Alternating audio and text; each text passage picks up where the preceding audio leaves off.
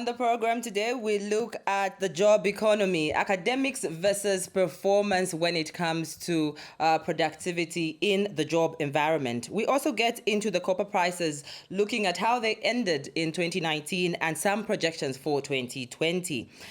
Property investments in Zambia, is it the way to go? We talk to somebody who's going to give us their opinion on exactly how property investment can be something that you can venture into or maybe not, depending on the environment.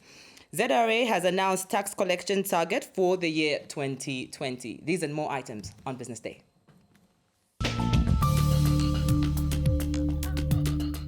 Thank you so much for joining us. This is Business Day and my name is Judyngulube. We start off talking about property investments. Now, housing deficit as it stands currently in our country is at about 1.3 million and it will grow to 3 million by the end of 2030.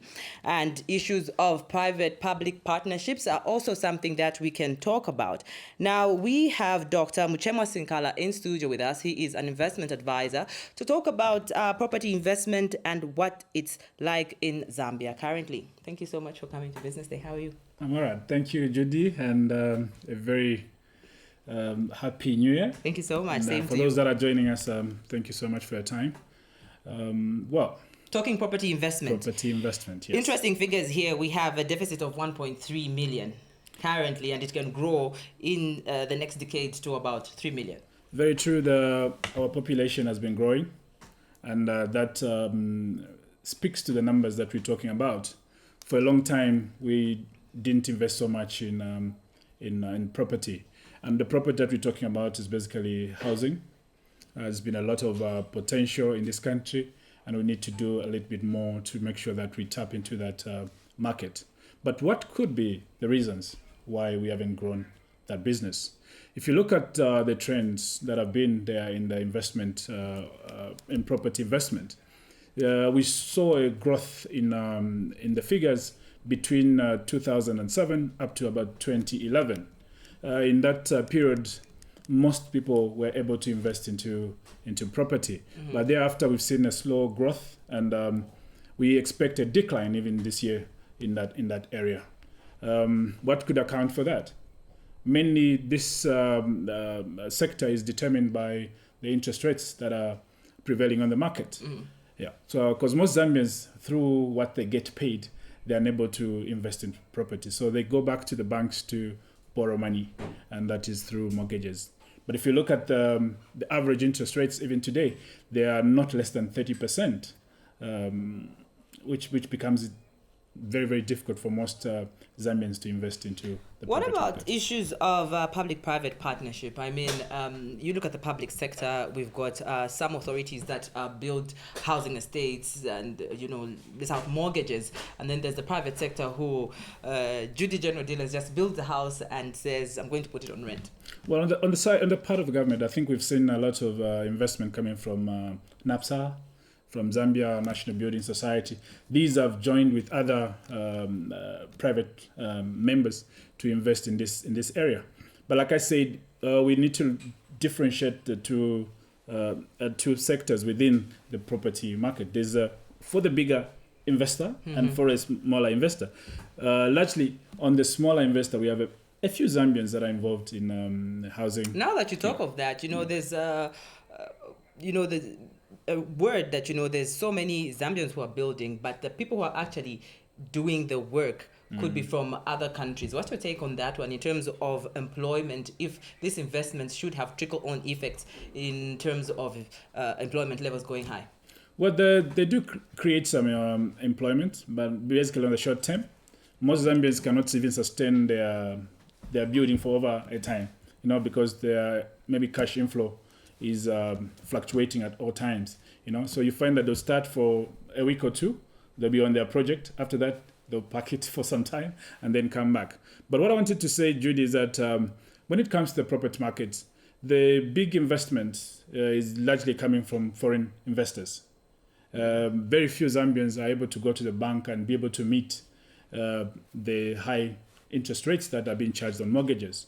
So you discover that even when we are projecting outside this potential, we are basically looking for foreign investors who can come and partner with the Zambians that may have the land but do not have the capacity to develop. Does that mean Forex? Is that good news, or it falls on the other side?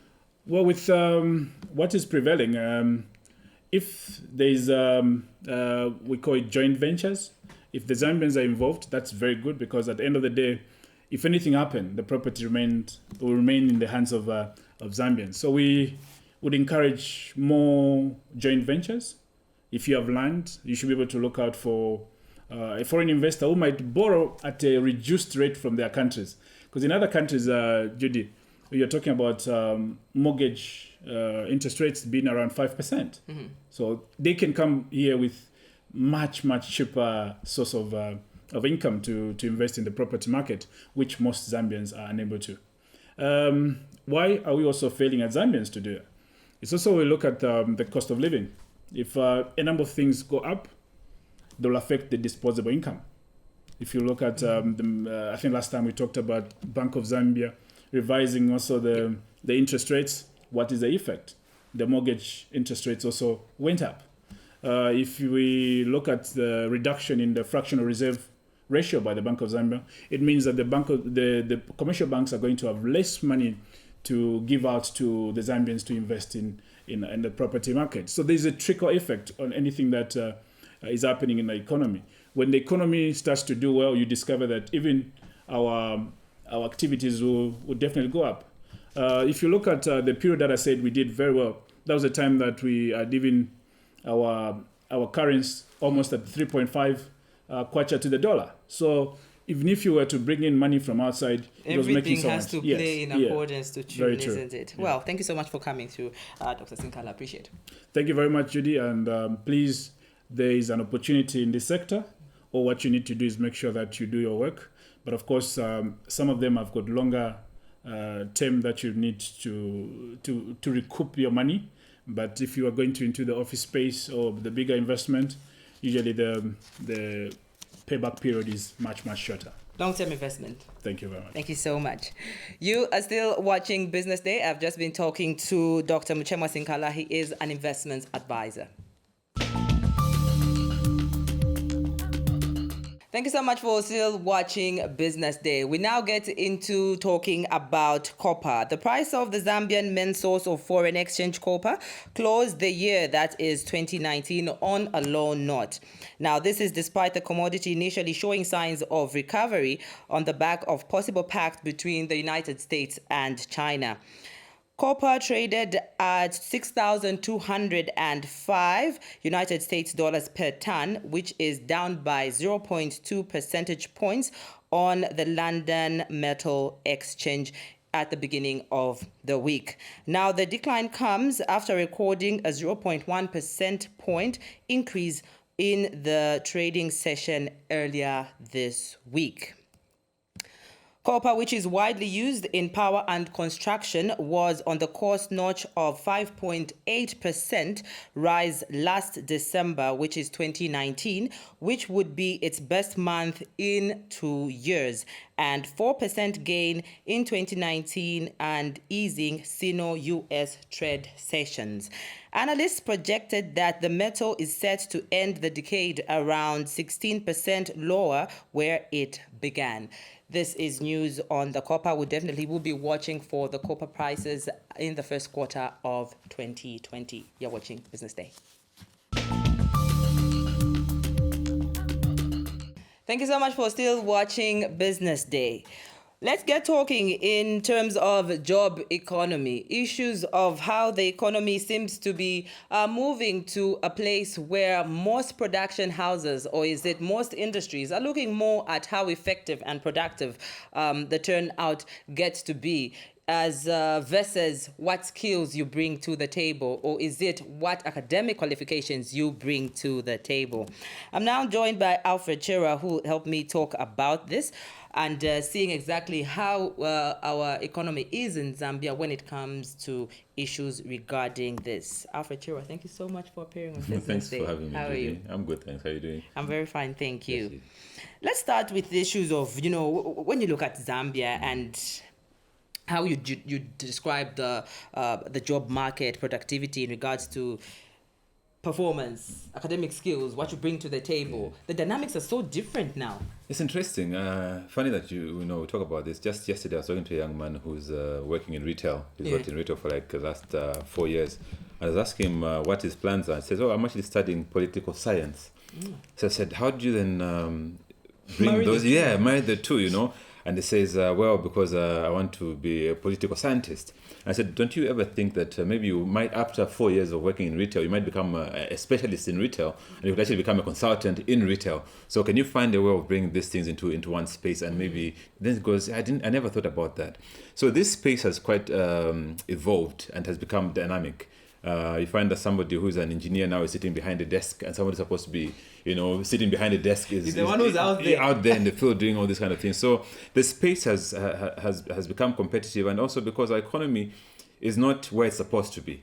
Because, when I think, is it about issues of global trends? Is it issues of how Africa is moving as a continent?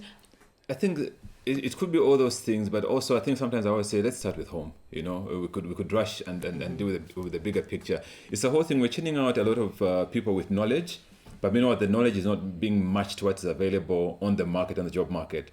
So say, for instance, somebody goes and studies physiotherapy, and then the bank is looking for management trainees, and the next thing is, oh, look, I need to survive. So I need a job, I need an income. Yes, absolutely. It's all about survival, and I think that's where we're getting it all wrong, and that's messing up a lot of things when it comes even to productivity, because then you've got somebody who's got knowledge about treating, bones or whatever, and then you're putting them to sit in front of a bank counter, and so they're doing all these things that are mixed, and so we're getting confusion. And confusion is reigning so much that even when we're supposed to get to a place of absolute productivity, we're not getting out our utmost best because we've got the wrong people in the wrong places. Yes.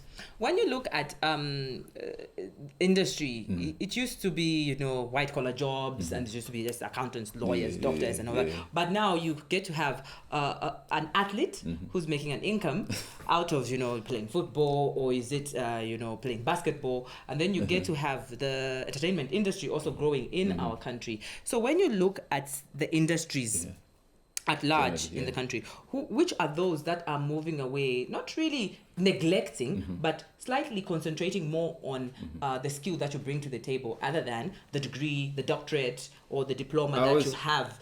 I always say, look, if you're gonna be a sports person, do sports management. If you're gonna do if you're going to be a celebrity, at least learn something to do with PR, so you know how to deal with these people. So I think what I was saying was, we're having all these things mixed because we're all fighting for survival. But is there a specific industry maybe that is looking at these to say, well, yes, academics, yes, just to broaden your horizon, but give me the work. At the end of the day, give me your 8 hours should produce this, your 5 hours should produce this. Which industries are those? I can't pinpoint on one at the moment, to be honest, Judy. I think it's about what I can do and what can pay me.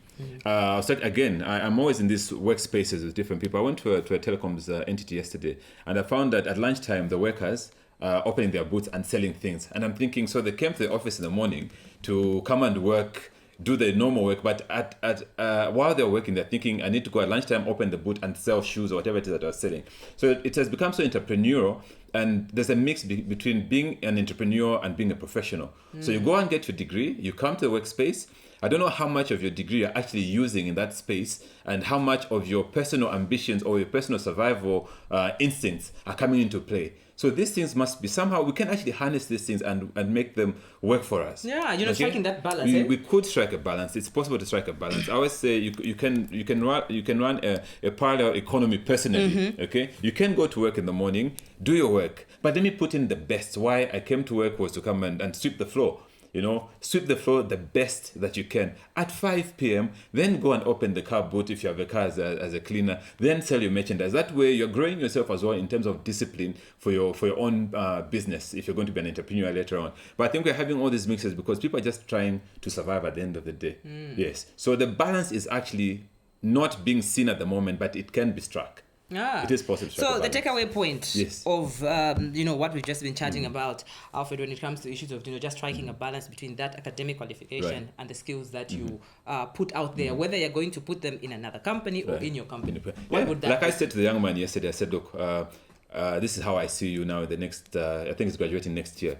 And it says, you can actually become a retail specialist, a consultant. So obviously in your political sciences, obviously psychology or some of these human sciences that are there, bring that to the table. Now you know how to stock take, you know how to manage your flow, you know how to manage people. How can you now, as a political scientist or stroke psychologist, bring that and become a retail specialist? You can actually be a consultant in retail. You can go to all these multinationals that are coming into the country, set up their retail stores or things of that sort. Bring that into a space where it actually works for you. But then you find that somebody would have done that for 4 years, that's skill that has been acquired, and then suddenly leaves that and rushes now to become a political scientist, meaning we have lost out so many years of productivity. You know, so it could have been somebody who was working in the mines for so many years. Now, because they've got a teaching degree, they want to leave that and go and become a teacher. How about bringing that teaching experience into the mining sector and become a tutor into how to be a best miner and things of that sort? Blend them. Yes, blend them. I think the balance then is not struck because, like I say, it's all about what can I do to feed myself for today and tomorrow. But then there's enough space for us to learn and to progress into the next level. Yeah, something that will benefit you and well as Absolutely, the nation. Absolutely, we can do that. Thank you so much for coming through. Thanks, Judy. It was a pleasure. Always Appreciate a pleasure.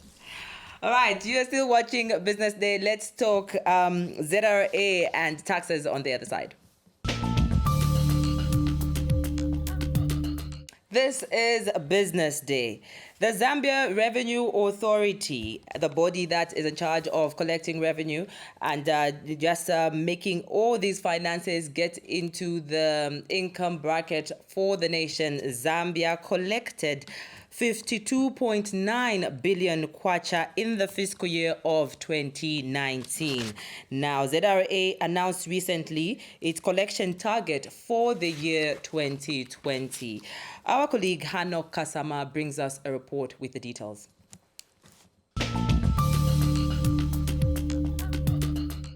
Tax captains. Zambia Revenue Authority ZRA officials have addressed the nation on salient revenue matters. ZRA Commissioner General Kingsley Chanda has reviewed that over 1 billion kwacha revenue surplus was collected last year. We collected 63.8 billion in gross revenues, while the refunds stood at 10.9 billion, resulting in a net collection of 52.9 billion. Mr. Chanda further disclosed that government has set a target of 59 billion kwacha revenue collection for the year 2020. He has also churned out measures to stop tax evasion. Our focus in 2020 will be to assist taxpayers to comply with their tax obligations voluntarily, and hence the theme for the year is maximizing voluntary compliance for enhanced revenue mobilization. At the same function, ZRA Commissioner of Finance Brigid Muyenga said the institution has made positive strides in improving the e-tax services. And for the e-payment, it's an electronic payment where most of the taxpayers has been using this platform. There's no need for you to send money to the agent if you're ordering a car.